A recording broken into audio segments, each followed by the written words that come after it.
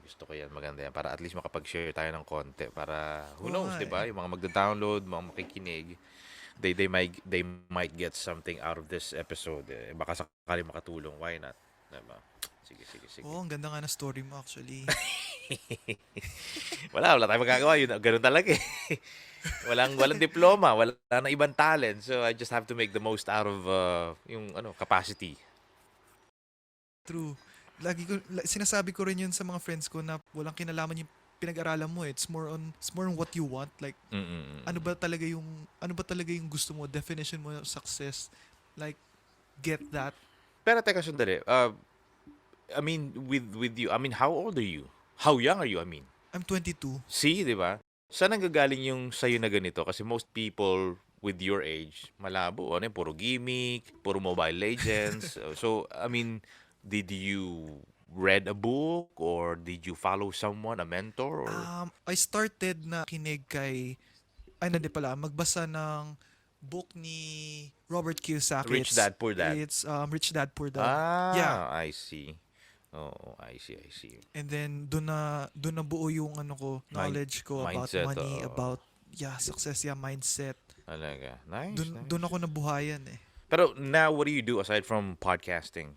I sell bed sheets Online. online. Good job. Yeah. Oh. And you've been doing that for how many meron- years now? Actually, I just started last week. Okay. Good. Yeah. Tapos, I also have financial advisor. Insurance. Yeah, insurance. Yeah. Ayun, okay. Sige. Oh, let me know ha. Kung game na tayo para naka-interview mode na tayo. Hindi, tinatanong ko lang para at least, 'di ba? Actually, Alam ko din yung background mo kasi you're very young, bro, for somebody who talks about financial stability, business, entrepreneurship. Kasi nga, sabi ko sa'yo, most people like your age, wala talagang asahan diyan. Pero congratulations by the way for doing the podcast and for having the mindset that you have now kasi I don't know 3 4 5 years from now you will be in a place where you thank yourself that you actually have that kind of mentality, alam mo yun.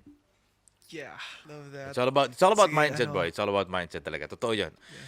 Ang tao yung mayaman not because of money but because of hindi sa laman ng bulsa kundi sa laman ng utak, dapat yun talaga and Tama. and that's what we're trying to do on this maybe episode that we can help someone out there na medyo especially ngayon pandemic ang daming pinanghihinaan ng loob ngayon. Oo. Oh, actually, ang dami kong nakilala na na ginamit nila yung bigay sa kanila ng government through to start a business. No, 'di ba? Yun. Sobrang dami. Yun. Tapos sobrang successful na nila Yun, ngayon. maganda. I think the government give them 15,000 in total. Mm-mm. Tapos lahat yun, rini-invest niya. Tapos now, I think for a month, 100,000 pesos. Good job. See, 'di ba? Ano talaga paraan lang. Ayun.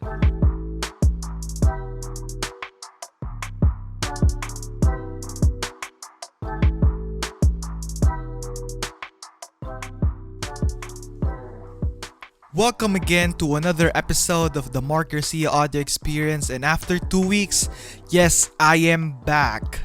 Nag-break muna ako because of personal things and other things that I need to do, and I also want to make the podcast better, so I made some changes. Siguro mapapansin nyo later or siguro ngayon napansin nyo na. And I also want to share more good stories to all of you, like experiences, thoughts of other people.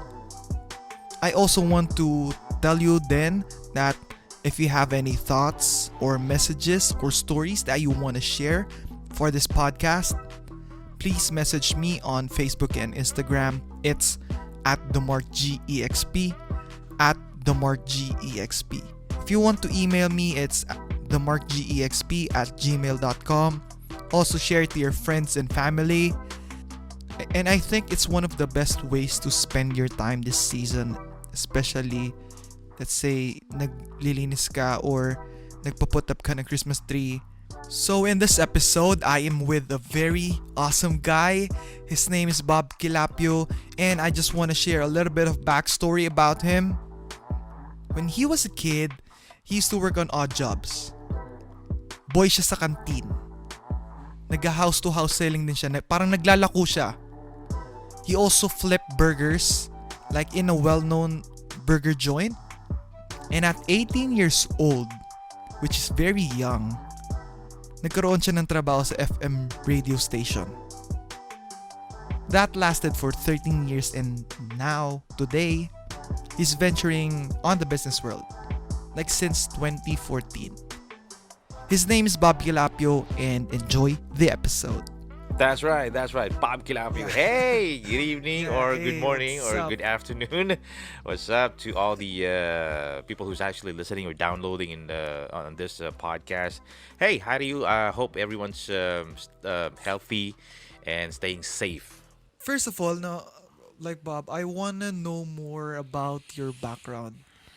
Like, I'm really curious on your story. Like, when you were a kid, did you ever imagine that you'll become this very successful? Well, first of all, I'm not successful yet. Okay, I'm still a work in progress. I'm hopefully on the way there. But no, to answer your question, no.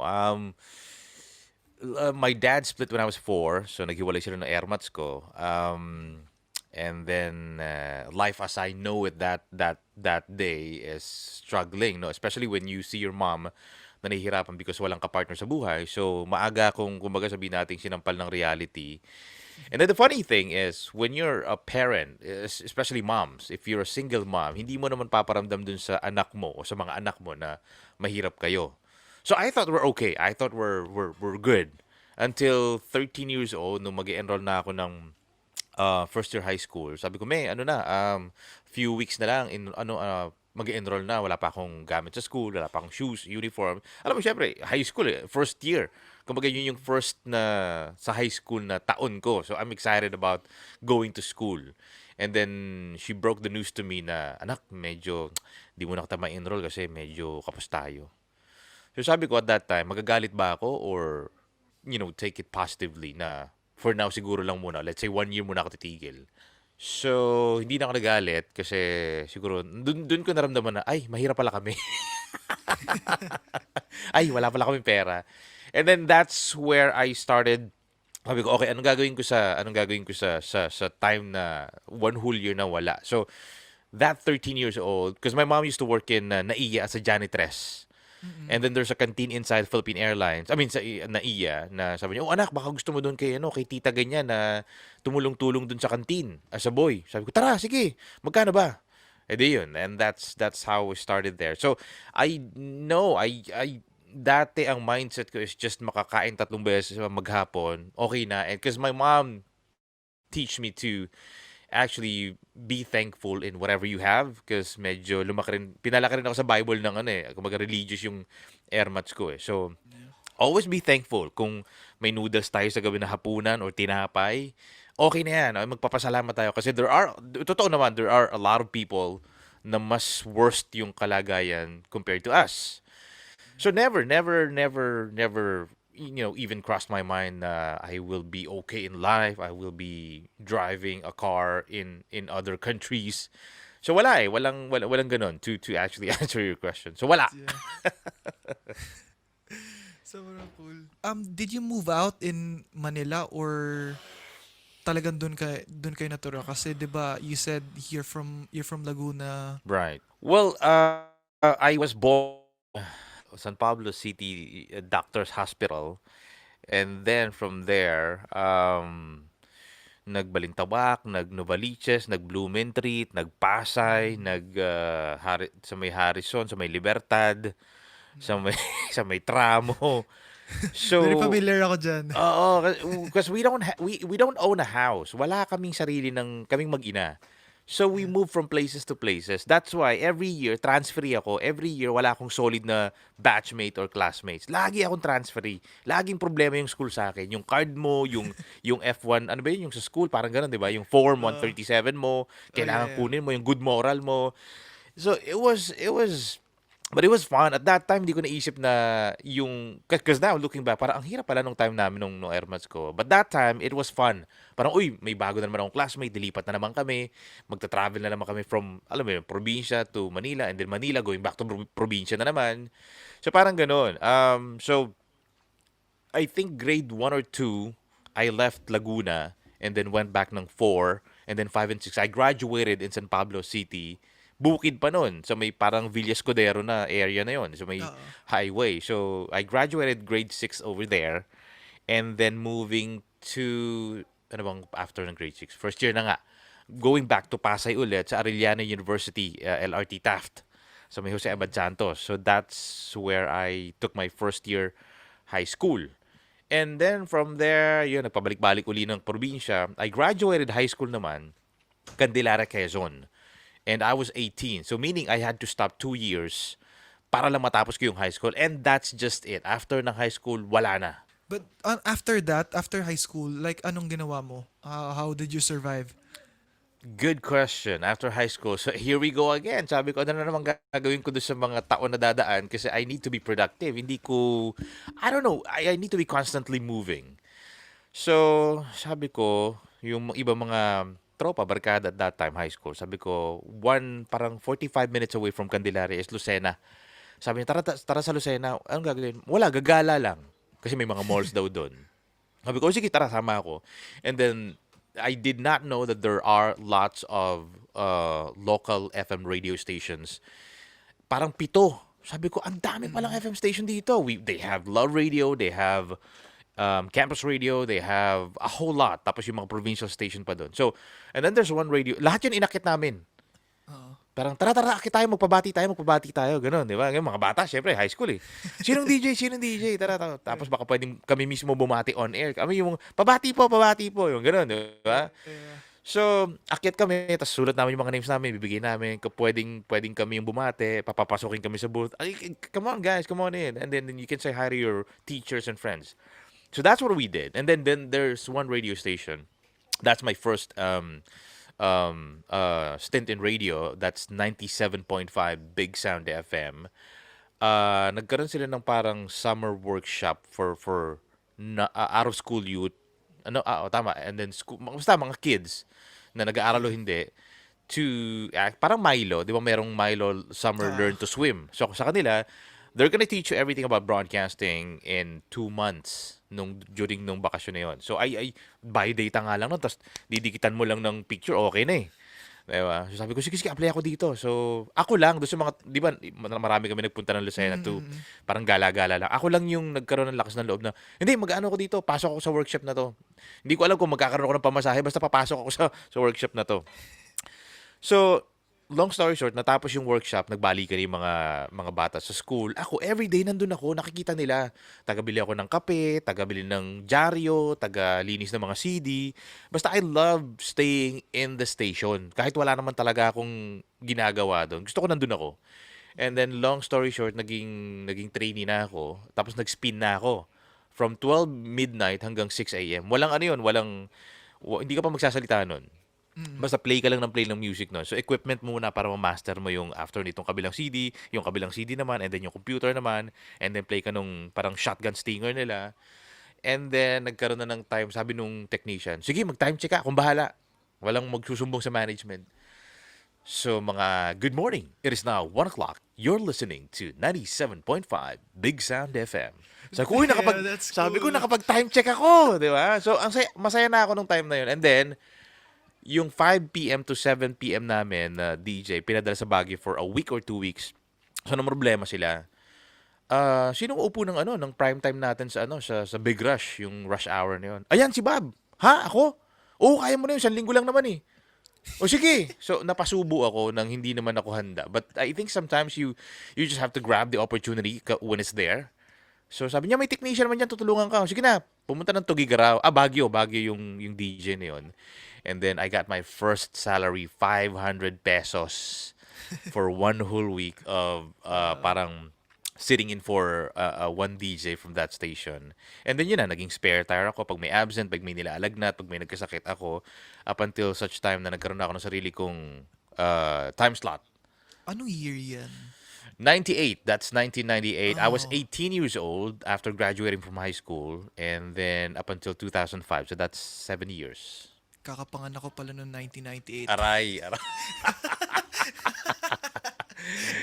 That goes to show, di ba, sa mga listeners na gano'n na po ako katanda. Hindi, I'm 41. But I think I look cool on 41. So, Very bata, sobrang bata pa naman. Nung ano ba, nung bata ka, like, did you think, did you ever imagine na mapupunta ka sa point na to? I was brought up in an institution just like everyone else na in order for you to survive and to earn money, you have to work 8 hours or more kasi may OT. Yeah. So I was brought up that way. Typical Filipino below average family na mahirap ang buhay. So sabi ko, anong pwede kong... So lagi ako, I'm always looking for work. So after radio, I got into the BPO company. Kasi the funny story about this is because our station is a full English radio station, parang 96.3 W Rock. O di kaya yung mga tipong you're on Mellow Touch 94.7. So English. Love songs, jazz, hip hop and R&B. So I love the music that we're playing, and then one day nagbaba ng memo ang station manager namin na magpe-play na kami ng April Boy, Jessa Saragosa. Sabi ko, "Sir, magre-resign na ako." Hindi, sabi ko, parang syempre at that time, image is everything for me. Okay? Sabi ko, hala, ayoko ng ganito. Sabi ko, ang baduy naman. Kasi that's the change of the landscape in an FM radio station, that everybody's going for the Tagalog masa station at that time. So, sabi ko, ayoko talaga. So, walang sabi-sabi, sabi ko dun sa station manager ko, "Sir, magko-call center na lang ako." Sabi ko, natanggap ako sa Ortigas. Sabi niya, "Sige, ikaw bahala ka. Kumbaga, I wish you all the best." Sabi ko, "Salamat, sir." Maunawaan naman yung station manager namin. And up until now, we're such a very, very good brothers and friends. So, BPO, call center, inbound sales.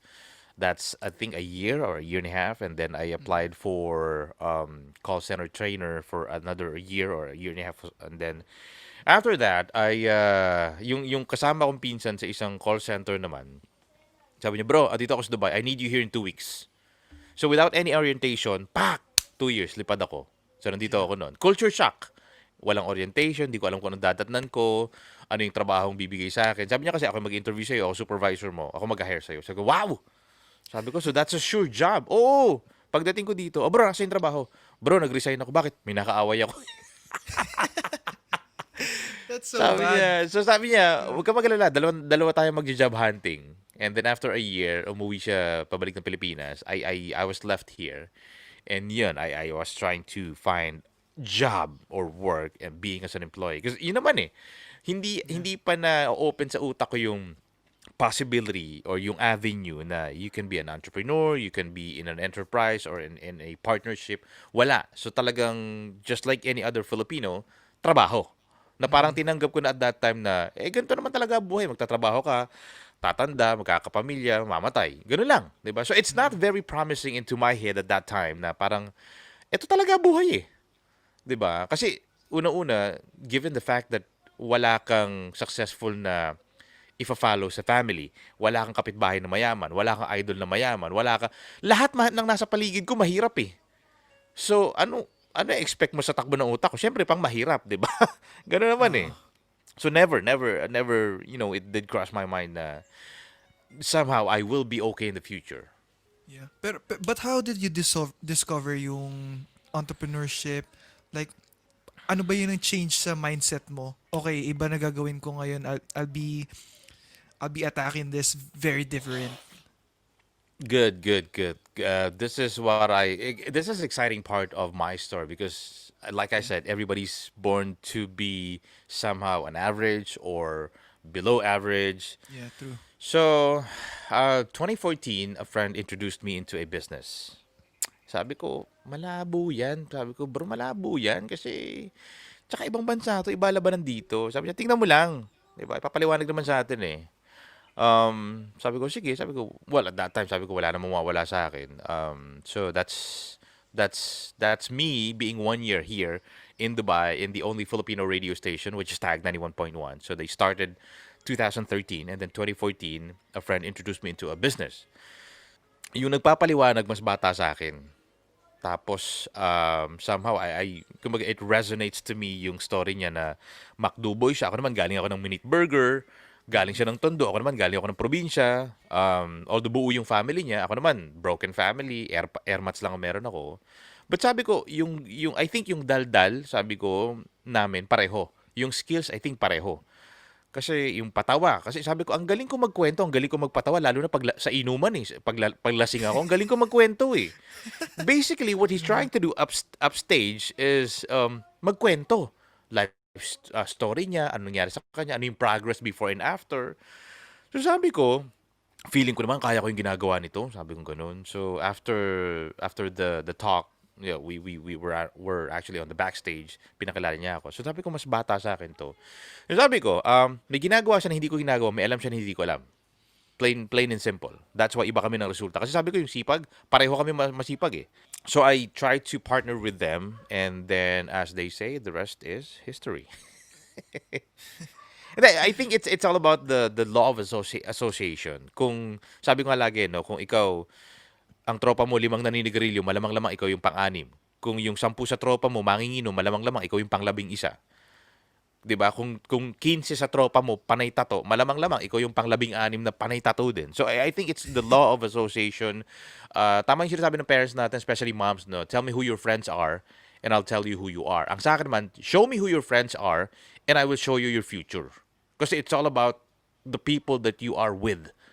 Malaking impluwensya yan eh. Aminin mo o hindi, malaking impluwensya yan.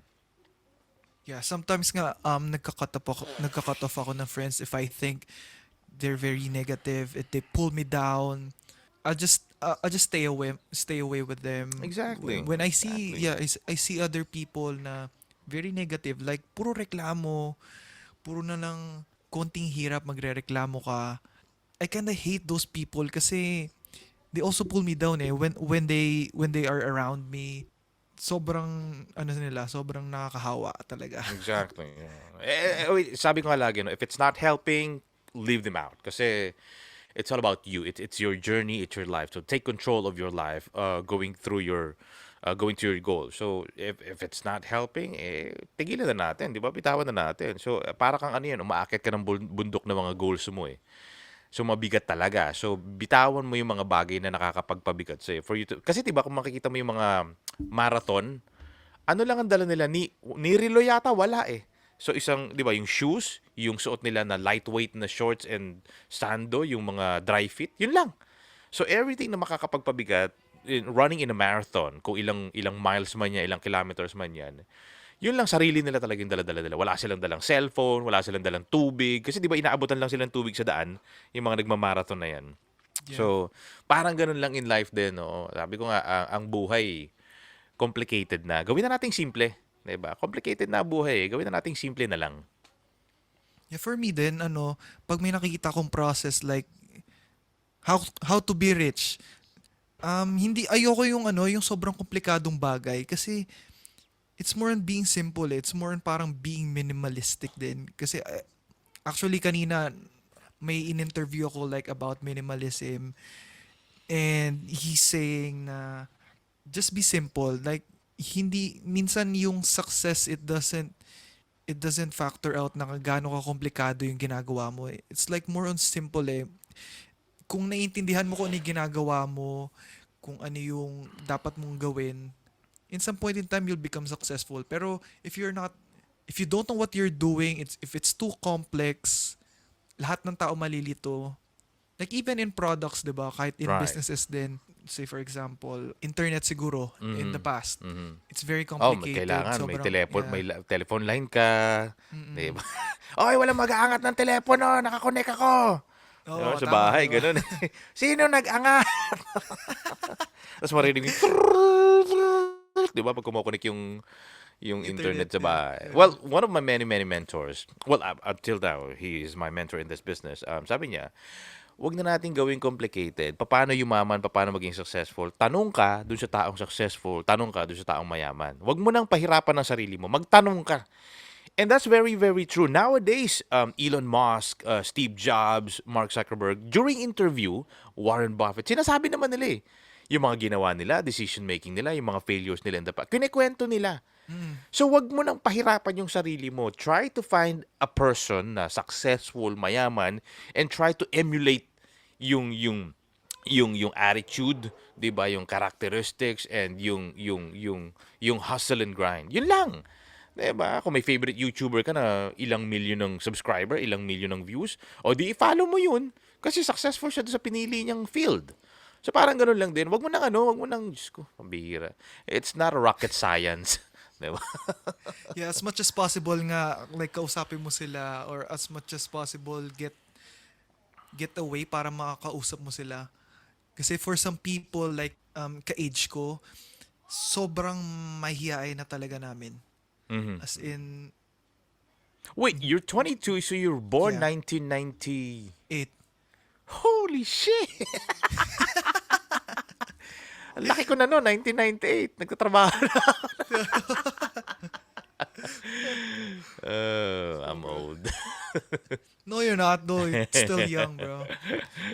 Mom ko is 46. It's Ah, not that talaga? old. Yeah. So kung nagkaanak pala ako, kasi laki mo na dapat. No, Uh, very young ka pa. thank you if you think Yeah, so. bro. But kahit like you're young, sobrang dami mo ng pinagdaanan, and I like that kasi sometimes people yung mga pinapanganak ng medyo mayaman na, like, they have all the things that they need. Parang ano yun eh, parang downside yun ng pagiging, in a way, parang spoiled ka eh. Nagiging spoiled ka. But it doesn't, it doesn't apply to all of people. Right. Only some. Mm-hmm. But most people, I think, na nakikita ko, very spoiled sila. Like, wala yung pinagdaanan, wala yung experience na, like, for you, like, from rags to riches, di ba? At Well, sobrang dami yung pinagdaanan. when you say a lot, the funny thing is most people in my status when people tell us na ganito na uy, na pinagdaanan, but up until now, I'm in the business for going 6 years now. I feel that this is going to be still my first year. So parang nag-uumpisa pa lang ulit. Siguro the passion and yung excitement, it doesn't die with us. So even if half a decade, more than a decade or a decade, kasi okay, that's your death. Okay? When you think tapos na, that's the end game for you. But as long as you wanted more and you want to improve more and you want to, look for some more knowledge, it doesn't stop. The learning doesn't stop. So, ang pakiramdam namin parating nag-uumpisa. Kahit na ang dami-dami na nangyari, ang dami-dami na kahit pa paanong progress ng, pakonti-konti. But, and I think that's a good thing. It keeps us grounded. It keeps us humble na not everything is alam na namin when it comes to business. Still, ang dami pang pwedeng matutunan. Yeah. It's a learning curve, yeah. Even though kasi kahit gaano katagal na yung business mo, there's a possibility that you make a mistake, and I think something bad might happen, yeah. And I think learning from your mistakes then is very important. Me, I love making mistakes. So parang ano ko na yun eh, motto ko na yun sa buhay, like, make mistakes, learn from it, go do more mistakes, and learn from it again. Well, the funny thing is you said do more. That's my hashtag on my podcast, the Ford Project on Facebook. Hashtag do more. And also on my Instagram, my personal Facebook, it's hashtag do more. I got it from Casey Neistat from YouTube. Yeah. So, meron siyang tattoo dito sa forearm niya na do more. Sabi ko, maganda yun na parang it keeps a reminder for myself na every time nakikita ko siya sa Facebook ko na parang teka sandali, sa maghapon ba, ano ba yung nagawa ko? 'Di ba? Sa buong linggo ba, ano ba yung productive na nagawa ko? 'Di ba? So sabi ko, yun. So my hashtag is hashtag do more. Ikaw ba, like, when you make mistakes, di ba? How do you process it? What do you do with it? Well, it's a good. I confront bad decisions in a really really positive way na parang sabi ko, buti na lang. Buti na lang, Yeah. 'di ba? Nang nangyari kasi if hindi nangyari 'yon, I might do that decision in the future na mas malaki yung at stake. But for Yeah. now, especially with the business that we have, it's a very very minimal risk. But we have all the key cities in the Philippines, Luzon, Visayas, and Mindanao. We have offices and branches, and satellite offices, and we have over two. That's over 200 branches, and then international offices. Naman, we have over 20 international offices and counting. And the good thing, I don't know if it's a blessing, but I like to think now that it's pandemic, we opened two offices, one in Sydney and then one in no, one in Melbourne and one in UK London. So pandemic yun. Mm. So isipin mo 'di ba, most companies, small, medium, large scale companies are actually closing down, but in the business that we have now, we're opening offices. So yeah, I think I should consider that as a blessing. Yeah, by the way, what's your business ba? It's an import-export business of health, beauty, and wellness products, Mm. supplements.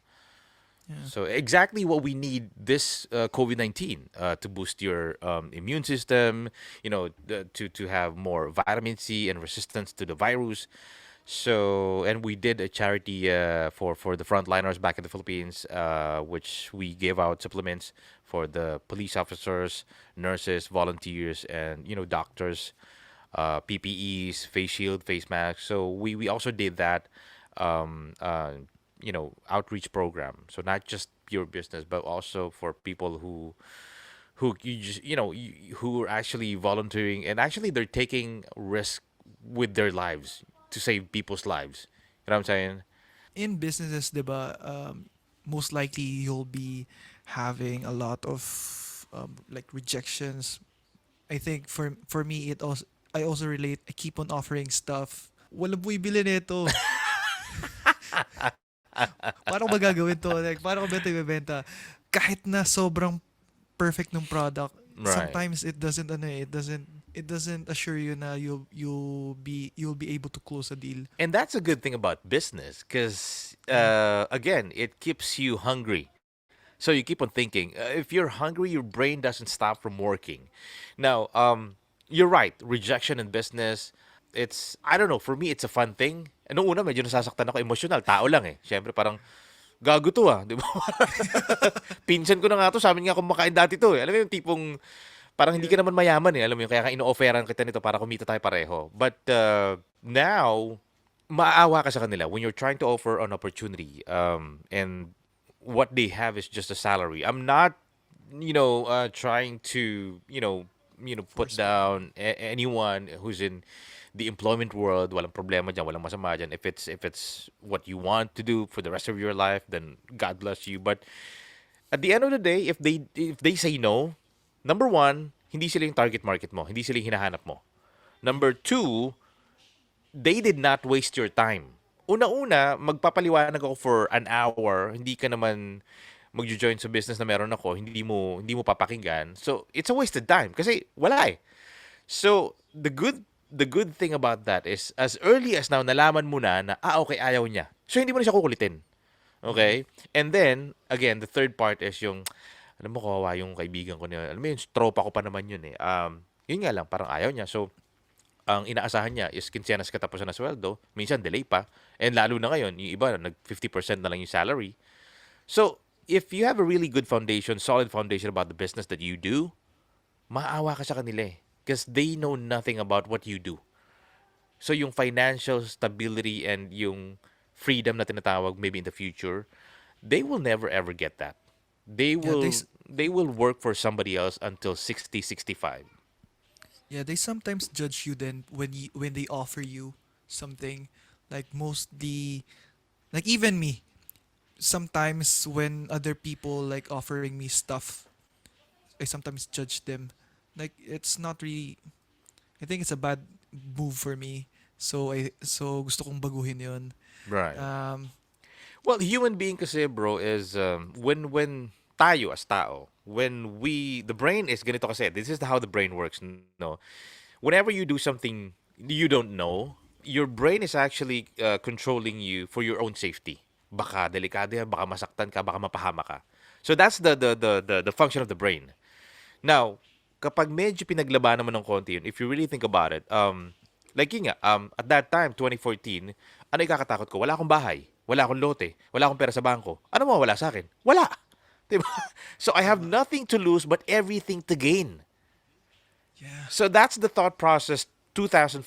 Sabi ko, kasi sabi niya, tinan mo ha, sabi nung nag-explain sa akin, bro, pag napatunayan ko ba sa'yo na hindi mo problema pera, gagawan mo ng paraan. Sabi ko, sige, malakas loob ko eh. Parang marunong ka pa sa akin, katawan ko to eh, di ba? Sarili ko to eh. So Mm. sabi niya, 2014 ngayon, wala ang problema mo, pera. 2012, anong problema mo? Pera. 2010, anong problema mo? Pera. 2007, anong problema mo? Pera. 2005, anong problema mo? Pera. 2004, anong problema mo? Pera. 10 years wala kang pera? Oo. Hindi mo nga problema pera. Bakit? Sanay ka na, tanga. Sabi ko, may point. Di ba? 10 years wala kang pera. Hindi mo problema pera. Sanay ka na. So, gawa mo ng paraan. Sabi ko, oo nga, ano? Kasi, like now, bro, 2019, anong problema ng tao? Pera. This year, 2020, plus COVID-19, anong problema ng tao? Pera. Pera pa rin. So, pag hindi mo ginawa ng paraan yan this year, by 2021, anong problema mo? Pera pa rin. Pera pa rin. Yeah. Walang nagbago Wala eh. nagbago. Di ba? Oh. So, you just gotta really understand that part. And at this point, di ba, umayaw na yung government dahil wala ng pondo, wala ng ayuda. Sinabi ng presidente na hindi ko na kaya. And that's the sad truth. So, you have to take full responsibility of your life na there's no Calvary. Walang tutulong sa'yo. When you sleep Yeah. at night, when you're inside the room, in your bed, you have to think na walang ibang tutulong sa'yo kundi yung sarili mo din. Yeah. Diba? And it starts from there siguro. It starts from there. Sana nga din ma-realize din to ng mga tao kasi most people then would see like the government na parang dapat tulungan na ako lagi. Dapat Ayun na tulungan yan ako eh. lagi. Yan Pero yung sinasabi natin, ayuda mindset. Diba? yeah. I don't like that sa totoo lang. It's a survival mode mindset kasi. Ganito yan. It's really, really bad. Bakit? Dapat ako muna. Dapat kami muna. So, kailangan ko kasi makasurvive. So, dapat ako. And when for the longest time, when your mind is working like that, you will never ever be a blessing to other people. Kasi ito ha, maraming argument na, yung pera naman kasi hindi mo yung madadala sa langit, Bob. Sabi ko, sure, walang problema. Unang-una, sino ba nagpapadala? Wala naman nag-tweet, wala naman nag-text, wala naman nag-email na pag nagpunta ka ng langit, kailangan may 5 million ka. Walang ganun. Pwede mo yan, okay, this one, make no mistake about this. Kung ang kayamanan na ipapamana, ang kahirapan na ipapamana din. So, hindi mo yan dadalhin. Iiwan mo yan sa spouses mo, sa wife, sa husband, sa tatay mo, kapatid, pamangkin, anak. Estate planning. Minsan kasi ang problema, namatay ka na, nag-iwan ka pa ng malaking problema doon sa mga buhay. Hindi ka maipalibing bakit? Walang pera eh. Diba? Tama. So, I don't know, man. I don't know. Sa akin, my parang, the way I see money is, it's a tool. It's not a goal, it's a tool. Okay? The goal is freedom. Okay? Money is not the goal. It's just a tool. Nowadays, sabi ko nga, kung salbahe ka, ito kasi, di ba, parang, tigil-tigilan nyo kasi yung kanonood ng mga teleserye. Kasi sa teleserye, kung sino yung mayaman, siya yung salbahe. Kung sino yung Tama. mabuti, siya yung mahirap. Parang Mara Clara, di ba? Ganyan. So, pag ang doesn't nanood work ka ng that way, manood ng teleserye na madrama, ang buhay mo magiging madrama din. Now, ganito, di ba? Money is just an amplifier. Kapag mabuting tao ka, pag nagkapera ka, pwede mong paaralin yung pamangkin mo, yung pinsan mo. Baka nga pati anak ng kapitbahay nyo, paaralin mo kasi may pera ka tama? Pero kapag salbahe ka at nagkapera ka, baka yung pusa ng kapitbahay nyo ipapatay mo kasi laging ninanakaw yung ulam nyo. Diba? So, it's just an amplifier. Kumaga, it boosts who you really are. If you're a good person, well then, may charity ka, magdodonate ka ng wheelchair, meron kang feeding program, may ganun. Diba? Kapag masamang tao ka, well, pag nagkapera ka, asahan mo, tama. Baka masamang mga bagay din yung gawin mo with the money that you have. So, money is a tool. And nowadays, sabi ko, parang oxygen ng pera. Especially ngayon, crisis. Pag nawalan ka ng oxygen sa katawan, ano mangyayari sa'yo? Mamatay ka. Mamatay ka. Well, ganun din sa pera. Pag nawalan ka ng pera, mamatay internet sa bahay nyo. Mamatay yung Meralco sa inyo. Mamatay yung tubig sa inyo. Ultimo yung laman ng refrigerator nyo, mamamatay. So, di ba? So, kailangan mo ng pera so you can tell the world that God is good kasi ang dami-dami mong blessings and that you too can be a blessing to other people. Simple. Tama. Like din, there's a saying na kailangan kong maging mahirap para mas tumulong ko. Pero it's not like that. Like, No. yeah. You need, I think you need to have money, di ba? talagang, Paano I ka mean, kailangan tutulong sa niya. iba? Ikaw nga mismo 'Di kailangan ba? din ng tulong. Ayun nga. Ayun nga, Naka-survival that's the mode ka point pa eh. rin eh. Ayun nga eh. 'Di ba? Okay, ganito. Tsaka, Nowadays nangyari 'yon, no. Merong iba na sa gate ng bahay nila, so I think this is in the Philippines. We're okay here, give the ayuda to somebody else or to another family. So, ibig sabihin, they're okay. Why? Financially, siguro meron sila. Meron silang naipon o meron pa silang food, supplies. So, I don't know if you saw that on Facebook that pakibigay na lang po sa iba kasi okay pa naman po kami dito. So, kasi yeah. 'di ba iniiwan na lang sa may maglalagay ka ng stool or silya dun sa harap ng gate no, ng bahay nyo. Iiwan dun yung so walang physical Ayuda. contact yung ayuda. Yeah. So, it's ang dami na napicturean na nasa Facebook na pakibigay na lang po sa iba kasi okay pa naman po kami. Binabalik na lang. So, see, di ba, these people may have money. Kaya hindi muna ho namin kailangan. Sa iba na lang, yung mas nangangailangan. See, di ba? Actually, ang dami nga pa nga nagpapagawa ng bahay ngayon. Exactly. Hindi natigil yung construction ng mga bahay nila. Oo. Just Wala. because it's COVID, right? Sobrang dami. Dami ko nakikita nagpapagawa pa rin ng bahay. Sunod-sunod, iba-iba pa. Iba-ibang design, pare-pareho pang ano. Ang lakas ng ano ngayon. I think Business talaga. people in general or Filipinos in general, they need to rethink the way they look money. 'Di ba? Na ang pera masama, ang pera masama. Yung sinasabi nila money is the root of all evil sa Bible. May nalimutan silang isang word, the love for money is the root of all evil. Hindi yung money, the love for money. Una-una sabi ko, kung masama ang pera, yung mga nagsasabi niyan, ibigay niyo po yung bank account ko. Tapos i-transfer nila yung pera nila sa akin kasi masama pala eh. Pangalawa, bakit hinihingi sa simbahan kung masama ang pera? Tama? Diba? Ganun kasimple. Diyos ko naman. Hinihingi sa simbahan eh. Oh, sorry pero, I mean, if you really want to be practical. Ako kasi bro, pagkausap ako, real talk ako eh, 'di ba? Pagkausap ako, wala na tong sugar coating. Kumbaga, especially nowadays ang Pinoy, kailangan iuntog mo sa pader yung ulo para matauhan. And this is most of the time what we get. Grabe ka naman, bro. Ang harsh mo namang magsalita, ang sakit mo namang magsalita, nakakasakit, nakaka-offend ka. Actually, 'di ba, my It's job life. is a wake-up call. Hindi kita, parang hindi ako nagsasalita dito para saktan ka. Kasi if that's my goal, I could have said more hurtful words para saktan ka. Personal. Pero nasasaktan ka because deep down, alam mo, totoo yung You're sinasabi ko. doing it, yeah. 'Di ba? Truth hurts, reality bites. Totoo yung sinasabi ko, kaya ka nasasaktan. So my job is a wake-up call for you na, nga no, tama yung sinabi ni Bobo, ilang taon ko na ginagawa to, wala nagbabago, tapos eto pa rin ako. Tapos, kasi 'di ba, ang daming tao bro na, ang tawag, plastic. Galit sa boss, galit sa kumpanya, galit sa sweldo, pero magugulat ka araw-araw pumapasok pa rin yan. Pagdaan ng boss, hi boss, good morning, hayop ka. So, sino pinaplastic mo? Walang Sarili kwente, mo, oo di nga. ba? Tapos pag sa bahay, parang may pasok, tapos walang gumising sa'yo. Hala, late na ako, ba't di nyo wala ako ginising? Di ba? So, hanggang kailan mo gagawin yan? That's why, di ba, dito sa OFW, no, pagka galing ng Boracay, ng Pilipinas, after 30 days of vacation, pagdating dito, back to reality. It only shows one thing, hindi mo gusto yung ginagawa mo, 'di ba? You need to take a break from. Ibig sabihin hindi mo passion, hindi mo mahal yung ginagawa mo. Because when I was in radio, alam mo yun, pagpasok ko gabi-gabi, parang parang alam mo excitement level ko nandun. Minsan nga ayoko pa umalis kasi my program starts at 9, matatapos ng 2. Minsan inaabot ako na alas 4 sa station. Tapos papasok na yung pang 5 a.m. namin. Ba't nandito ka pa? Wala, nandito lang ako sa opisina. Sabi ko na may ginawa lang ako, nag-email o nag-YouTube o may ni-research lang ako. Inaabot ako ng morning shift, yung morning show. Alas 4 kasi dapat 1 hour nandun na sila. So kung 5 ang show nila, 4 nandun na sila. So pagdating nila ng station, ano ginagawa mo dito? Wala, kumain ako eh. Alam mo yung parang ginawa akong bahay yung FM station namin. Nakarelate din ako. In a way, tambay ako sa gym. One time nga, parang 8 hours ako nasa gym. And in a way, din sa jobs, na naalala ko lang din na if you love na weekends na and you hate yung weekdays, that's not job. Oo. Parusa yan sa'yo. Exactly. Diba? Tsaka ngayon dito, natuto parang, yes, 4 na araw walang pasok, holiday. Ano ka, estudyante? Tuwan-tuwa ka pag walang pasok. Empleyado ka na. Well, yun nga, again, the bad thing is you're an employee. 'Di ba? I'm not saying masama maging empleyado, but it's just goes to show na empleyado ka pero hindi mo gusto yung ginagawa mo, 'di ba? So, it's I mean, it's very very simple pero yun pag binanggit mo sa ibang tao, especially yung 10 years na siya sa opisina nila, 15 years na, grabe ka naman magsalita.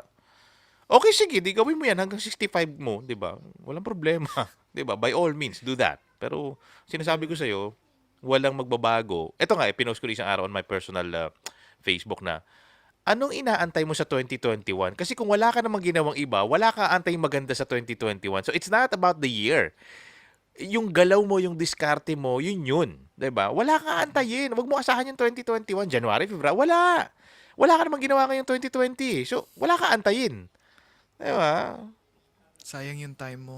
Exact. Yan. Yeah. Ako lagi sinasabi ko, bro, no, in business, it's time over money. Hindi pera. Kasi meron iba kasi pag, grabe naman ba, wala ka na ibang binanggit na ibang subject, kundi pera, pera, pera, pera, pera sa Facebook mo. Pagkausap mo kami, pera, pera, pera. Sabi ko kasi, like you, okay, you're 22.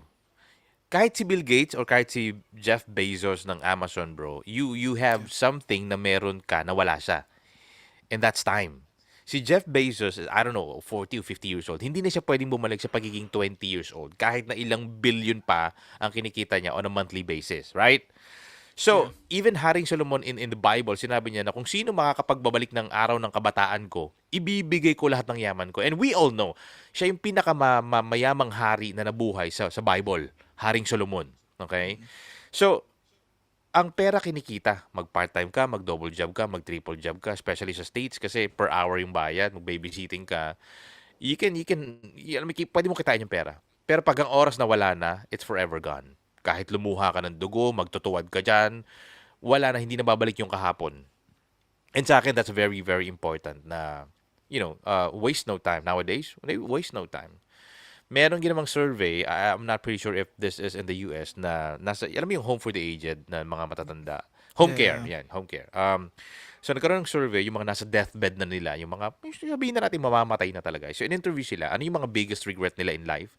Hindi yung mga bagay na nagawa nila eh. Ang biggest regret nila is yung mga bagay na hindi nila nagawa. So sabi ko, now, more than ever, while we still can, gawin na natin, di ba? Huwag na natin sayangin yung oras. 'Di ba? Do that business partner. Kumbaga, make that jump. Sabi ni Steve Harvey, I don't know if you're familiar with Steve Harvey, ang Yes, dami niyang motivational, mga 3-minute, 4-minute lang sa YouTube na you have to take that jump. Bakit? Kasi if you're wearing a parachute, hindi mo malalaman kung bubukas yung parachute mo if you will not take that jump. So you have to take that jump. It may take a while before your parachute opens, pero eventually, it will open. So you have to jump. And for most people, yan ang hindi kayang gawin. Yung tumalon, 'di ba? From their 8 to 5, 9 to 6 na mga trabaho and, take that risk. For you, di ba, you keep on saying like, sayang yung mga employees eh. Sana nag-entrepreneurship na lang sila. Like, for people that are listening, what are the pros of being an being an entrepreneur story? Madami. Una-una, eventually, you will own your time. You can declare your own holiday. Hindi mo na kailangan yung holiday ng gobyerno. Hindi ka na titingin sa kalendaryo. Kailan ba holiday?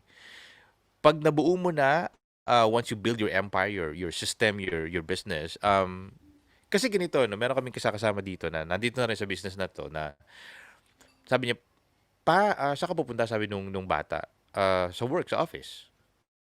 Can you not go to work today? Can we play? Alam mo yun, siguro pag parent ka, may kurot sa puso mo na, oo nga, no, parang aalis ako ng 8 a.m., maghapon, nasa opisina ako, nasa trabaho ko. Gusto makipaglaro no anak ko. Ito yung mga growing years of the kids na they will remember. 'Di ba Yeah, na it's si very papa ko important. nakalaro ko dati, si papa ko binilhan ako ng balon, nagpunta kami sa park. Alam mo yung tinuruan niya ako magbike. So, you don't wanna parang maiwan yung panahon na yon or ano tawag dito, masayang yung oras na yon, 'di ba? So, pag ganyan, that's one. Lagi ko sabi, time over money. So, yung pagiging financially free when that day, kasi ganito, no? Sabi nila, ang tagal naman, 5 years yung business bago mabuo, but they have the patience to work from 20 years old hanggang 60, which is 40 years, para maantay nila yung pension nila. Which is weird, which is ironic. 5 years over 40 years, sabi mo sa akin, yung 5 years matagal? Tama ba? Pero wala kang kapagurang pumasok every day for 40 years diyan sa boss mo, diyan sa opisina mo, na yung sweldo mo kakarampot lang din naman. Madagdagan man yan, konti lang yan. Bakit? Kasi that's what you have sa employment. Fixed ang salary. Madagdagan man yan every year, konti lang. Diba? So, that's one. Time freedom. And of course, sabi ko lagi, why would I work for somebody else? Pagdating ko ng 60, hindi ko pwedeng, I cannot call it my own. Hindi ko pwedeng matawag na akin to. Kasi binuhos mo lahat ng skills, knowledge, wisdom, lakas mo, oras mo, pero hindi mo pwede ipamana sa kapatid mo, sa anak mo, sa asawa mo. Kasi pagdating mo ng 60, papalitan ka na mas bata, mas magaling, at mas mahusay sa'yo. And that's just sad, diba? Actually, kahit ngayon, pag na-aksidente ka o namatay ka, kinabukasan mag-hiring na uli sila. Naghahanap na ng kapalit mo. So that's two. Pwede mo siyang time freedom. Number two is yung pwede mo siya ipamana, pwede mo siya iwan. And who doesn't like to be boss? You, Yeah. you, you can be your own boss. Diba? And the leverage, yan, yung leverage. And yung mostly hindi rin naiintindihan ng mga tao na leverage is parang sabihin na natin meron akong 10 7-Eleven na, bukas 24/7. So isipin mo, natutulog ako, nagbabakasyon ako, na-corona ako, nagkatrangkaso ako, pagbalik ko, or hindi ko pagbalik, habang may sakit ako, habang tinitreat ako sa ospital, o nagbabakasyon ako, nag-golf ako somewhere, o sa Bali, Indonesia, yung 7-Eleven ko, kumikita ng pera 24/7. See, who doesn't like that? Di ba? Yeah. Merong, Doing your money on threes. oo, di ba? Merong isang kwento na isang Chinese, Filipino-Chinese naman to, na deathbed din mamamatay na. So, meron silang typical hardware or restaurant, ganyan. So, mamamatay niya, sabi, asan na yung asawa ko? Andito pa, andito yung asawa niyo. Asan na yung mga anak ko? Andito sila lahat, andito.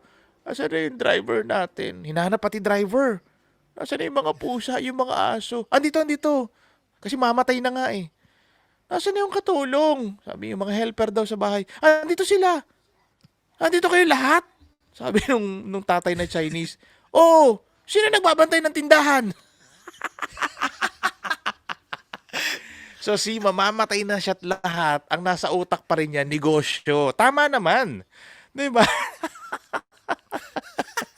Tama naman eh. So, it's a funny thing to I mean, if you put it that way, but it's true. Di ba? What are your priorities? Most people nowadays, kapag in-offer mo ng opportunity, business, whatever, wala akong oras dyan, hindi ko alam yan. Hindi ko kasi linya yan. Di ba? Busy kasi ako. Eh di, wow. I mean, In a way, guilty ako eh. diba, it's not about Minsan. you don't have time, it's about making time. Bakit doon sa ibang bagay na gusto mo may oras ka? So, naipa-prioritize mo kasi. Kapag hindi mo priority, of course, hindi mo bibigyan ng oras. Diba? May mga naliligaw nga let's say, from Manila, Bulacan eh. Bumabiyahe gabi-gabi. Bakit? Gusto mo pasagot eh. Priority mo kasi. Yung babae, gustong-gusto mo siya, mahal na mahal mo. Gusto mo maging wife, gusto mo maging girlfriend. Babiyahe ka. Diba? Or mangungutang ka ng pamasahe, o hiram ka ng motor, hiram ka ng kotse, mapuntahan lang. Mahal mo eh. O, pag-ibig, wala namang problema eh. Pagka yan, emotion ng pag-uusapan, wala namang problema. Pero bakit pag negosyo, pag pera, for something that you can actually, it can be very, very beneficial to you, to your family, bakit parang hindi natin pinaprioritize? Nakakapagtaka lang. I have a question then. Let's say me, I want to start a business, pero I don't have capital. Like how do I attack that kind of situation? Yan yung pinasok ko back in 2014. And the good part is, just to give you a little bit of a background, after 2 years and a half of doing it part-time, 2 years and 8 months doing it part-time, accumulation ng earnings ko umabot ng nasa 3 million. And at that time, I still have my job in radio. So may sweldo ko, may trabaho ko. But after 2 years and 8 months, I was able to actually make almost 3 million pesos as a part-time. So sabi ko, teka sandali, bakit ganun? Yung full-time ko, hindi magbago-bago yung sinesweldo ko. Samantalang para kasing ito yung sweldo ko, ito yung kinikita ko. So pantay minsan. There are months na ito yung sweldo ko, ito yung kinikita ko doon sa business. Sabi ko, teka sandali, parang may mali. Yung part-time ko mas malaki din sa full-time ko, di ba? Ano mangyayari sa part-time ko kapag full-time ko pa to eh? Make sense, tama? Ay sabi ko, Diyos Yeah. ko naman, kahit naman sino, di ba? Pag nangyari sa ito, kahit bata, alam ang gagawin. Doon kasi mas malaki. So, partnership. And that's why this is what I tell people about small, medium, large na ang tawag doon, franchising business. Ang ganda niyan, bakit? May nag-isip na ng idea, may sistema na, kakapitalan mo na lang. So anything that is somewhat like that, go for it. Basta legal Basta legal. Anything na you don't have that much 100,000, 200,000, 500,000 or a million na partnership, go ka na. Gawa mo na ng paraan. Kasi, okay, here's the statistics, no. When I got invited to this business, 90% may trabaho o wala nung napunta doon sa opisinang yon. Abroad to ibig sabihin OFW, UAE, Dubai. May trabaho kami, pero nung dumating kami doon, pinapapaglabas kami ng maliit na kapital, wala kaming pera. Nakakahiya kasi may trabaho kami. Kaya sabi nila, no, ganito, wag mo isipin yung negosyo. Isipin mo, may trabaho ka. 2 taon kang masipag at matyaga. Bakit itong capital na to lang, wala ka pa? Sabi ko, uy, aray, sakit nun na. Sabi ko, oo nga, tama, make sense, di ba? Di ba, ang sipag mo, ang galing-galing mo sa trabaho mo. Bakit itong kapital na maliit na to, wala ka pa, parang ang pinapapaglabas lang yata sa amin nun, parang 15,000 or tatlong 15,000, 45. Sabi ko, ngayon bro, ito ang dami ko nakikita sa iPhone 12 Pro Max o yung iPhone. 80, Ang no? daming gumagawa ng paraan ngayon, makabili lang. Bebenta ng kidney. 'Di ba? Sabi ko, bakit ganun? Pagka iPhone, nagagawa ng paraan. Pag business, pag-iisipan. Parang may mali. 'Di ba? True.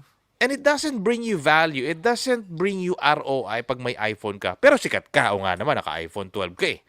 Pero sikat ka. Pero it doesn't bring you any return of investment or value or filmmaker ka ba? Gagamitin mo ba yan to actually produce more money?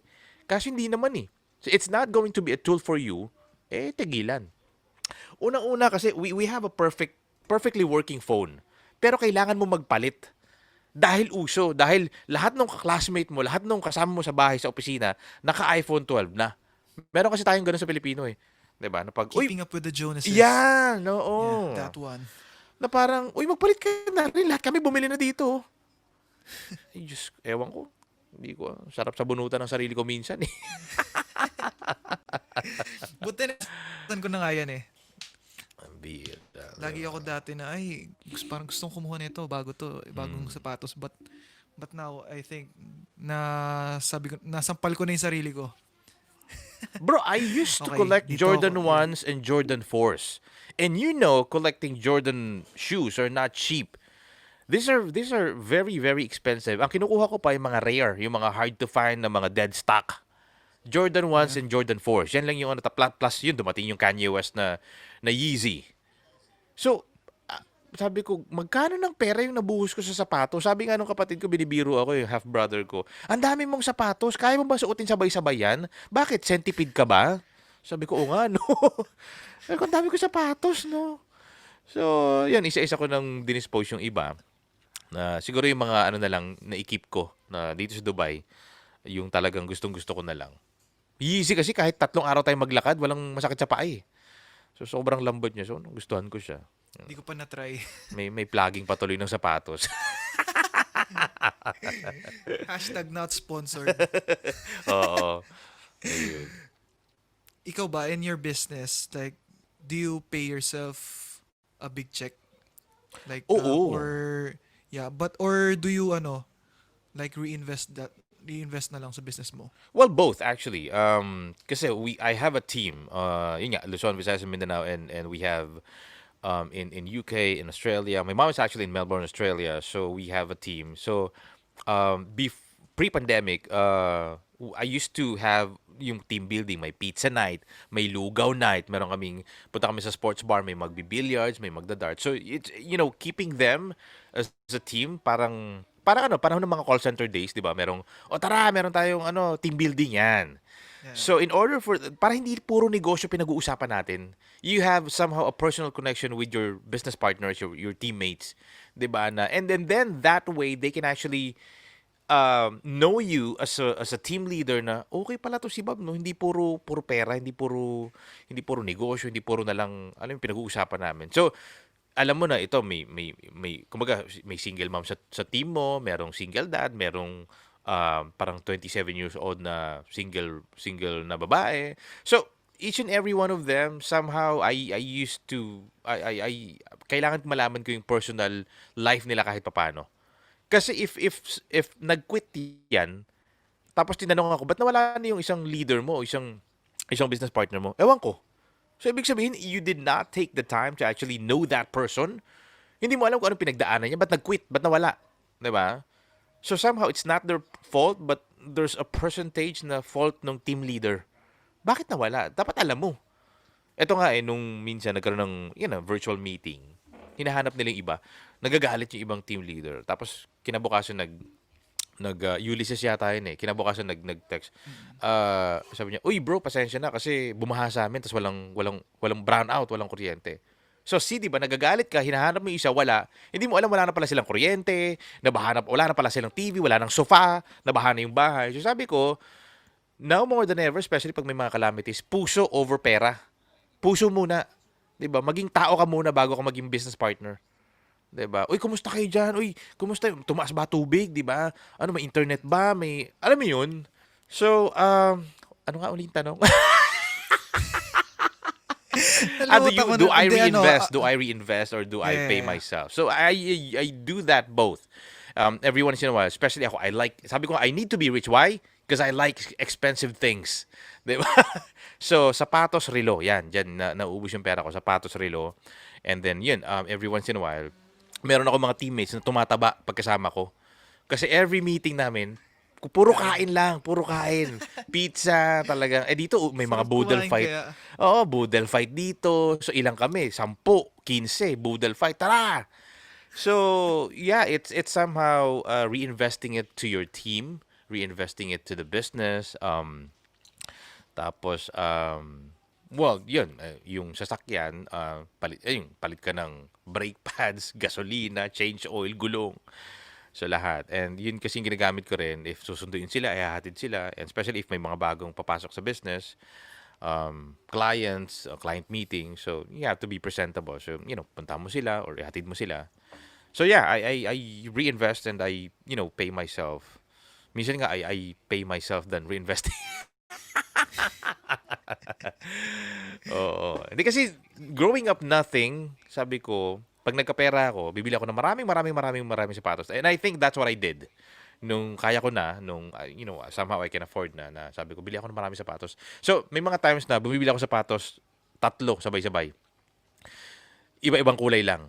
Sabi nga ng mga, ano ba, ex ko, sabi niya, ngayon lang ako nakakita ng lalaki. Kasi di ba si Melda Marcos ang mahilig sa sapatos, which is Ah. babae.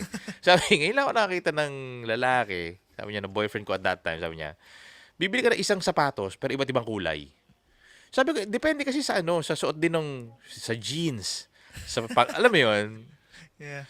So, Kung ano na bagay. oo, di ba?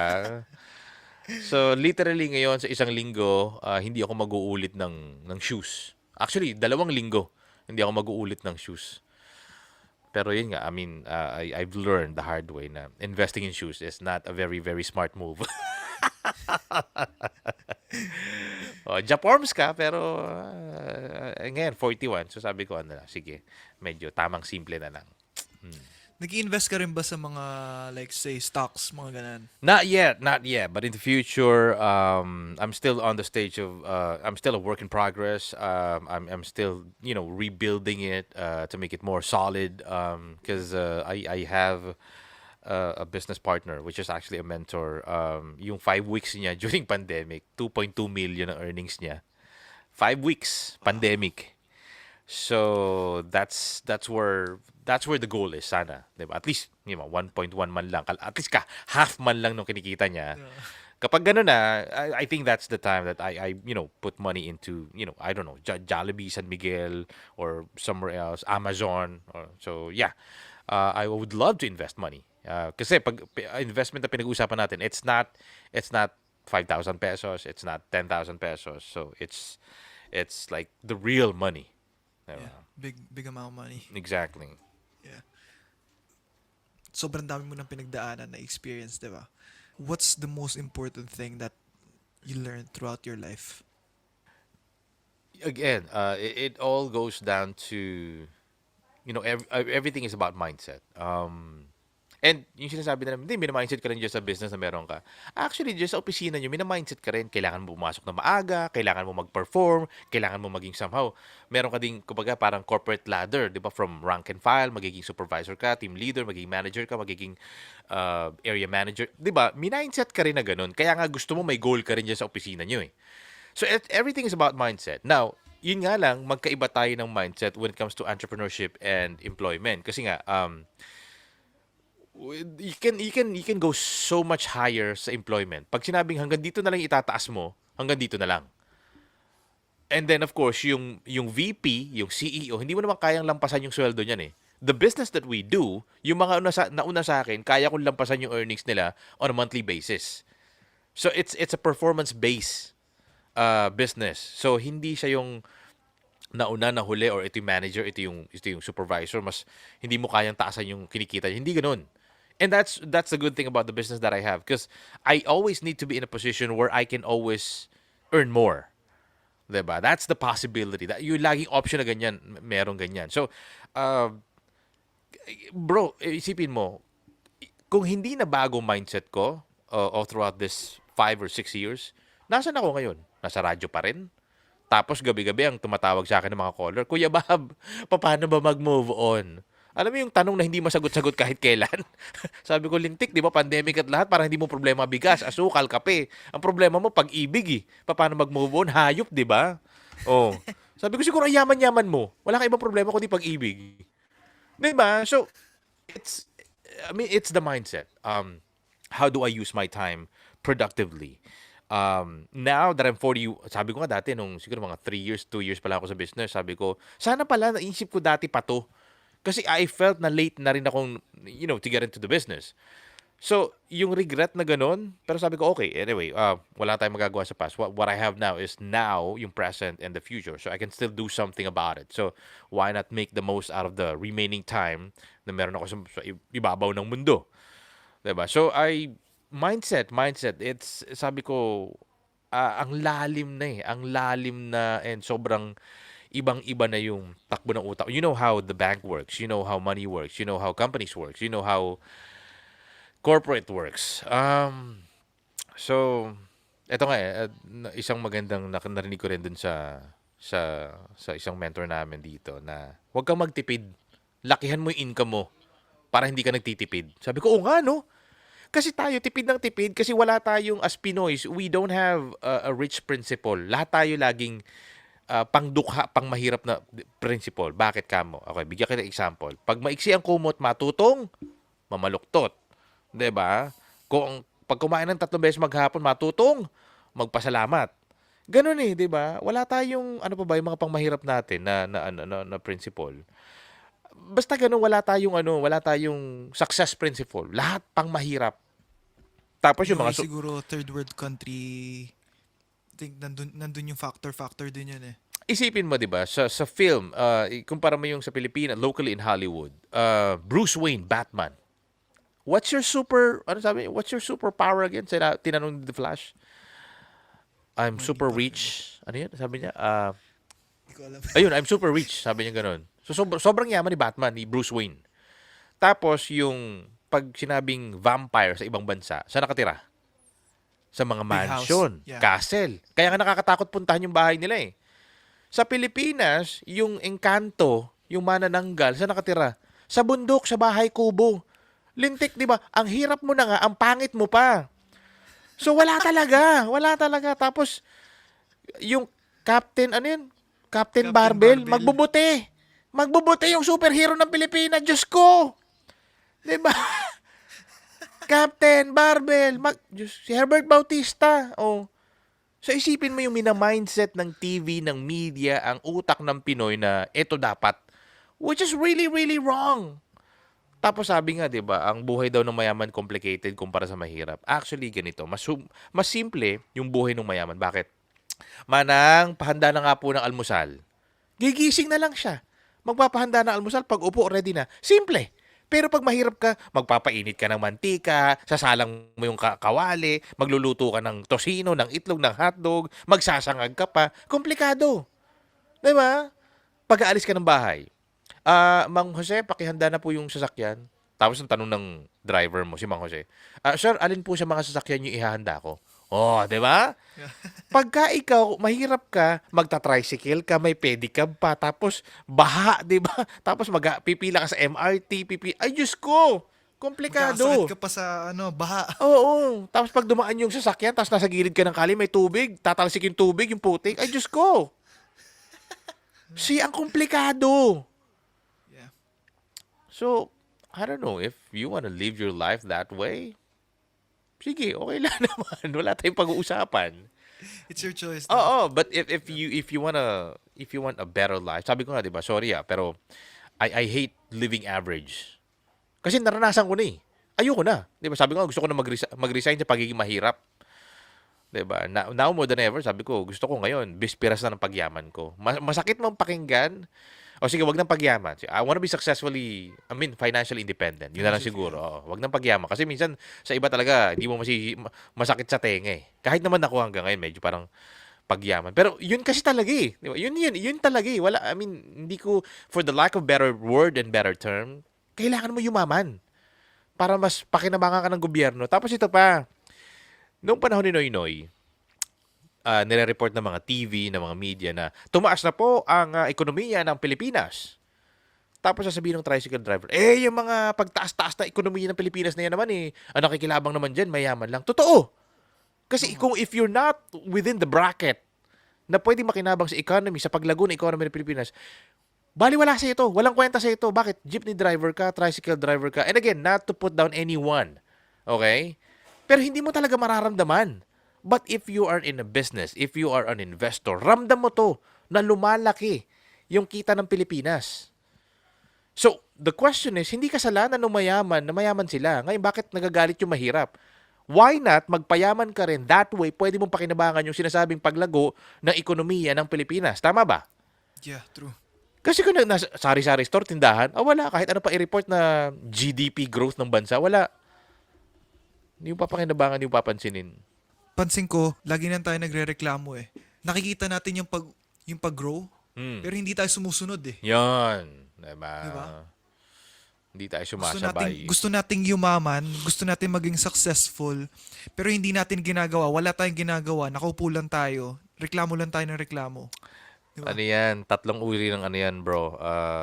Tatlong uri ng tao. Some people let it happen. Some people make it happen. And some people ask, what happened? Diba? So, sana nandun tayo sa gitna.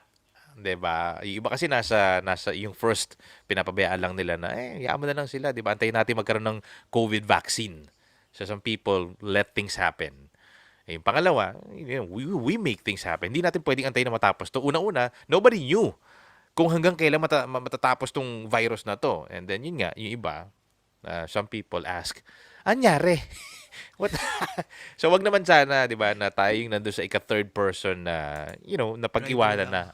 You were just asked na ano nangyari sa 2019 o sa 2020, 'di ba? Ngayon papasok na naman yung bagong taon. So I really hope na our listeners of the podcast and people who's actually going to be downloading this would get one or two message na sana makatulong, because my wish now for each and every one of us, I hope we can all make it.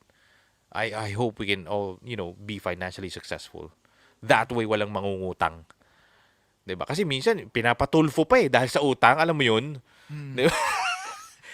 Grabe na. Sumisikat na Oo, dahil sa grabe tulfo. na. Kailangan i-sensationalize yung utang. But, if everybody has money, walang ganun. 'Di ba? Wala na ganun problema. Walang ganun problema. So, anyway, we as an entrepreneur, somehow, tinanggap na rin namin yung katotohanan na hindi lahat pwedeng yumaman. Hindi lahat pwedeng maging financially successful talaga. Kasi una-una, sino mag-work? Sino magsasaka? Sino magbubukid? Alam mo yun? Yeah. So, ang tawag sa kanila is pangbalanse. Yan, people that you present your business. Ay, ayoko na ganyan. Ay, ano yan, scam yan, illegal yan or hindi tatagal yan. So sila yung mga tinatawag na pangbalanse, 'di ba? So yan, it's just, sad that yung your goal is talagang makatulong, but they don't want to help themselves. So ano magagawa mo para sa kanila? Kung sila mismo ayaw nilang tulungan yung sarili nila. Alam mo, walang proper awareness, information, and knowledge about how money works. Merong isang magsasaka, I think kabanatuan, nasa same industry ng business ko. Yung lolo niya may kalabaw. So pinamana doon sa tatay niya. For how many years? Siyempre, naging magsasaka yung tatay niya. Tapos dumating yung time na yung tatay niya, ipapasa na sa kanya yung kalabaw. So matandang-matanda na rin yung kalabaw, di ba? Magsasaka. Sabi niya, teka, yung lolo ko hindi naging mayaman, yung tatay ko hindi naging mayaman. Pag tinanggap ko tong kalabaw na to, malamang-lamang, hindi rin ako yayaman.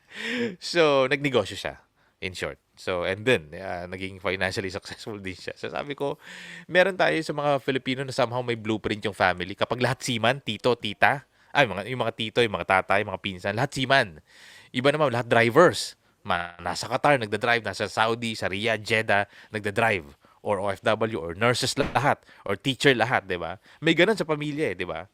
Na minsan, pag iniba mo, bakit yan ang kukunin mong course? Lahat tayo dito teacher. Or lahat nurse. Di ba? So, parang sinusunod na lang nila. They just go with the flow. Di ba? Sometimes din hindi nila tinitik yung jump. Like, Yan. ayaw nila nung risk. Which is sayang talaga. Bro, everything is a risk actually, no? Nag-abroad ka dito, nag-visit visa ka. How can you be so sure na may mag-hire sa'yo?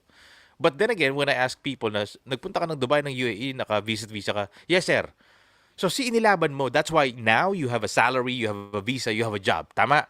Kumbaga inilaban mo na hindi ako uwi ng Pilipinas nang walang nangyayari sa akin sa Dubai. So it's a risk that you took. Dito bro, pagka visit visa ka, bawal kang maghanap ng trabaho. But everyone is going here as a visit visa to look for a job. So everything is a risk. Nanligaw ka, pwede ka mabasted. Now, the question is, pag nabasted ba tayo mga lalaki, hindi na ba tayo manliligaw? Ayoko na, ang sakit. Hindi. After na maka-move on tayo, manliligaw ulit tayo. Pag pumara ka ng taxi, tinanggihan ka, umiyak ka ba dun sa kanya? Hindi ako pinasakay. Hindi ganun. It's a rejection. It's a risk.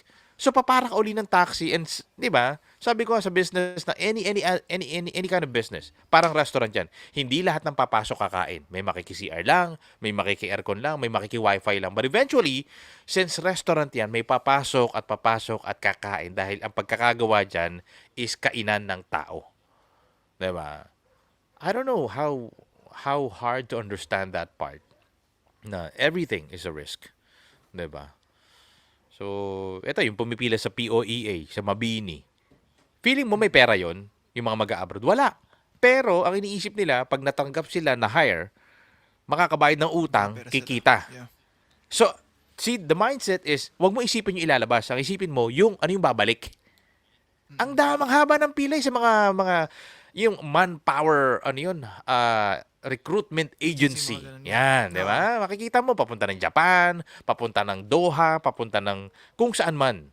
Ang dami nakapila. Walang pera yun. Pero, ready magsanla ng nanay yun. Makapag-abroad lang. Tama? Kahit kapitbahay nun, ibebenta nun para makapag-placement fee lang. Di ba may mga ganyan dati, yung fly now, pay later? Pay later. Di ba? Ganyan eh. So, everything is a risk. That one, you need to understand if you want to be an entrepreneur, if you want to be in the business world, everything is a risk. Tumawid ka nga lang sa kalye, pwede ka mabangga eh. Diba? Dapat walang traffic ngayon, bro. Kung ang mindset ng tao, ay, hindi na ako bibili ng kotse, baka mabangga. Eh, ang traffic ngayon eh. Diba? Baka mabangga. Sana walang traffic. Ngayon, naglalabasan yung self-driving car, Tesla, ni Elon Musk. Oh. Ayokong bumili niyan, baka mabangga. Ngayon, dahil But bumibili that's ng the future, eh, no? Tesla, di ba? Yeah. Nowadays, Diyan no? ba sa diyan ba sa Dubai may Tesla? Dami.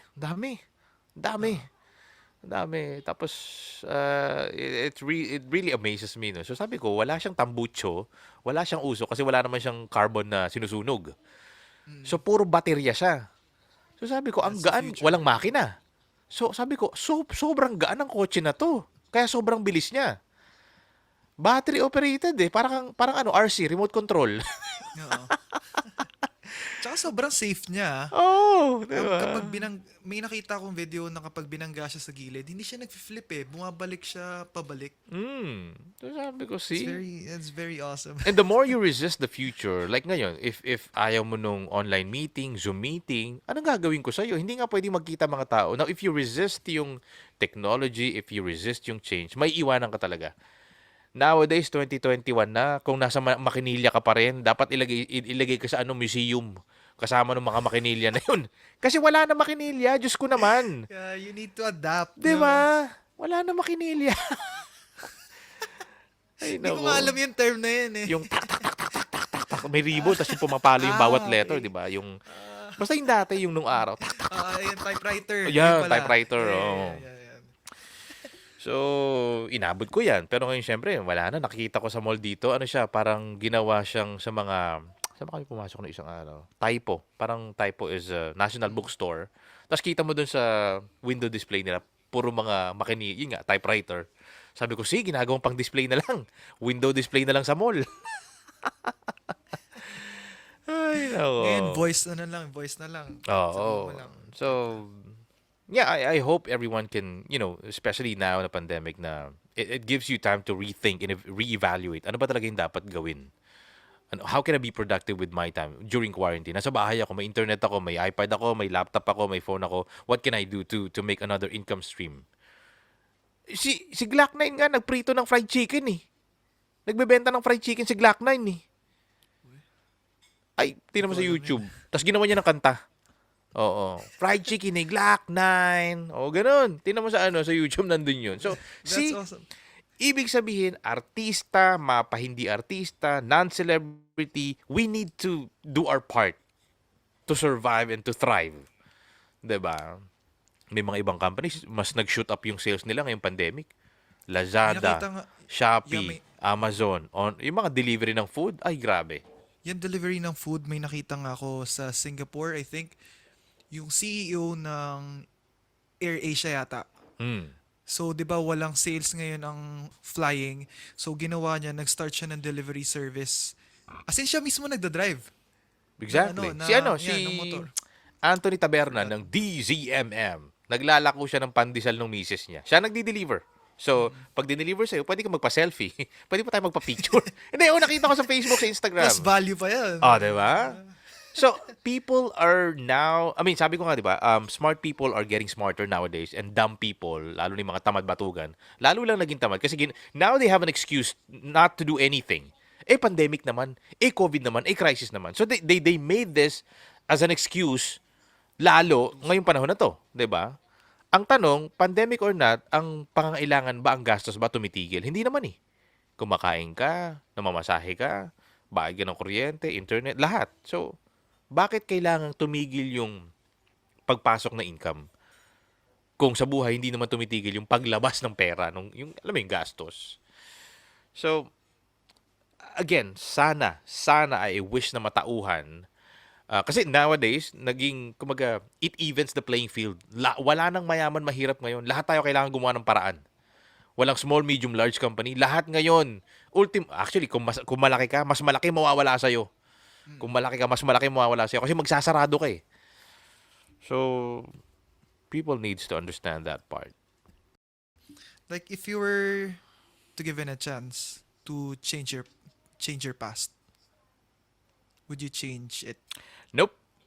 Not at all. Because these days, this is me because of what happened to me in the past 41 years of my life. And I love the process. I learned how to fell in love with the hustle, the grind, lahat ng sakit eh. Alam mo yun, growing up without a dad, tapos growing up nakikipanood ka sa TV ng kapitbahay, pinapaalis kayo, growing up nag-41, I did not have yung sariling bike, which is, I think, 4 years old, 5 years old, yun ang hinihingi ko yata sa parents ko at that time. So, it just gives me the reason to be more successful in life na kailangan kung kumbaga hindi na ibigay ng parents ko, ako na lang yung magbibigay sa sarili ko.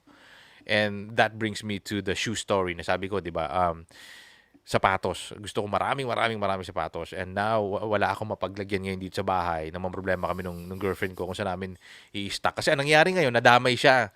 Pag bumibili kami, couple shoes.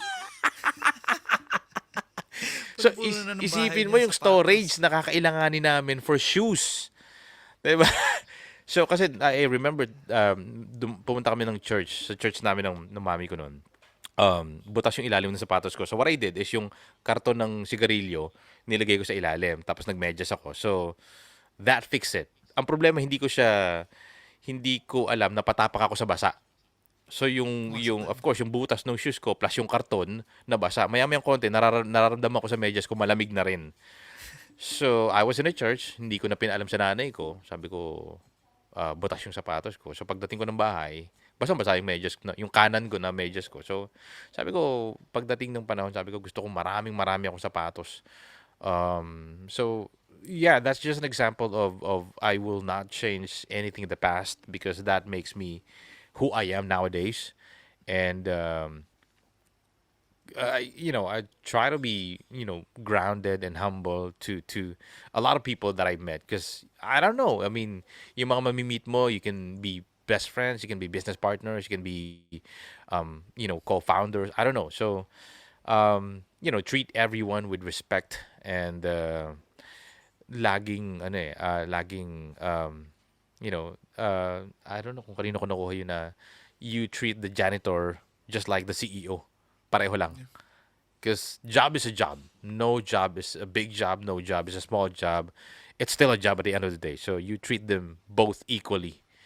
So yeah, I will not change anything in the past to answer your question because I love the process na it makes you who you are again, all the struggles, failures, rejections. And I remember one time ka-religion pa namin to, enrollment for college, and just like I told you earlier, after 18 when I graduated from high school hindi na ako nakapag-college. So everyone was looking for the entrance exam, anong course na papasukin nila, saang school sila. So, nasa balcony kami nung bahay nung yun nga, family friend. And imagine, this woman, this elderly woman is nanay na rin, ka-religion pa namin. So, nung nagtatanong ka na, napunta sa akin, oh, ikaw, Bob, saan ka papasok, saan ka mag-enroll? Anong course yung kukunin mo? Sabi ko, siguro hindi na po muna kasi walang budget. Hala, paano na buhay mo niyan? Na para bang nakasalalay sa diploma o sa college or do sa education, yung mangyayari sa, end result ko, which, I mean, diploma, it doesn't guarantee na you're gonna be okay in life. It's another step in at least getting ahead in life, but it doesn't guarantee. Ang dami kong kilala, magna cum laude, summa cum laude, tambay, walang trabaho ngayon. So, yeah, life is funny somehow na may mga nakikita kang experiences in life na ganyan. And, in my own experiences, meron na, well, hindi ko naman sila masisi ng mga time na yan na ang liit-liit ng tingin sa'yo kasi wala naman talaga. Eh, di ba? Ako nga, hindi ko nga alam na pwedeng magkaganto pala eh. Di ba? Pwede palang magbago. So that's my message to the podcast listeners, people who's going to be downloading Mark's episode right here. Try to find something new, bago, na gagawin mo. It might be scary at the first time, but if you actually learn how to do it, try to get more information. Kasi ang gamot sa duda is alamin mo. Kaya ka nagdududa kasi you don't have the information, you don't have the knowledge. So, kakatakot. O, alamin mo. Sige, ano ba yung field na yan? Ano ba yung industry na yan? Sino ba yung mga people behind? How many years na in the business? Alamin mo. And take that jump. Kanina pa namin sinasabi ni Mark, no? Take that jump. And who knows? Di ba? You might find the better version of yourself in the business world. Maiisip mo na, ay, kaya ko pala, pwede pala. Kasi nowadays, Mark, no, in the industry that we have, in the society that hindi mo kaya yan, ano ka ba, para ka naman tanga. Dito na lang tayo, di ba? Ang hina mo, ang bobo mo, hindi ka nga honor eh. So, a lot of people would, pull you down. Kasi Yeah. kung nasa isang lugar kayo, ayaw nila na may aangat. Gusto nila pare-pareho lang tayo. Apply ka ng trabaho, tumagi ka muna dito ka na lang, okay naman tayo dito eh. Ang katwiran ng natin before is, di bali nang walang pera, basta masaya. Paano ka sasaya kung wala kang pera? Diba? So yeah, I will not change the process because mahirap man and hindi naman ganun karaming pera for now. Like I said, still a work in progress, still rebuilding. So, but I love it. I love meeting new people, just like you. By the way, we Yeah. met ni Mark here on podcast PH group, That's good. which is an awesome group, just like Mark here, awesome guy with a really great mindset, Thanks, man. at the early age of 22. So you're gonna be doing big things in the future, and kudos, man. Congratulations in starting your podcast and sharing information and knowledge and maybe wisdom to people who might be listening to this episode. If you want, you can plug in your podcast then. Yeah. Yeah, sure. You can find me. Personal Facebook is Bob Quilapio, and there's the Fort Project. Yung Fort ko is Roman numeral, so parang INV, the Fort Project on Facebook. You can also find me on Bob underscore the Fort Project on Instagram. I host the podcast. I do the podcast every Wednesday, 4 p.m. here, Dubai time. That's 8 p.m. in Philippine time. And I host an online show over TNC, the new channel. That happens tonight, actually. Saturday, 6 p.m. dito. And then that's 10 p.m. Philippine time. So I go on live streaming twice a week, Saturdays and Wednesdays. That's awesome. Thank you, man. Thank Thank you. you so much, Thank Bob. you. Thank you. Thank you. Yeah, sobrang dami ko natutunan. Minsan kaya ako napapatahimik na ano na ako eh. Na nasasampal ako eh. Nasasampal ako ng katotohanan eh. Well, that's a good katotohanan. So that's a good reality. Don't worry about it. It actually helps us to realize things. Yeah, true. Thank you so much, Bob. All right. Thank you. Yeah. Stay safe, bro. Thank you so much. Awesome episode, bro. Maraming salamat. And Thank you so if much. there's anything else, you can just message me. All right. Oh, yeah. All right. Sige, kain ka na muna. Yeah. All Thanks, right. man. Thanks, bro. Thanks. Bye. Thank you so much. Bye-bye. Bye-bye. Bye-bye.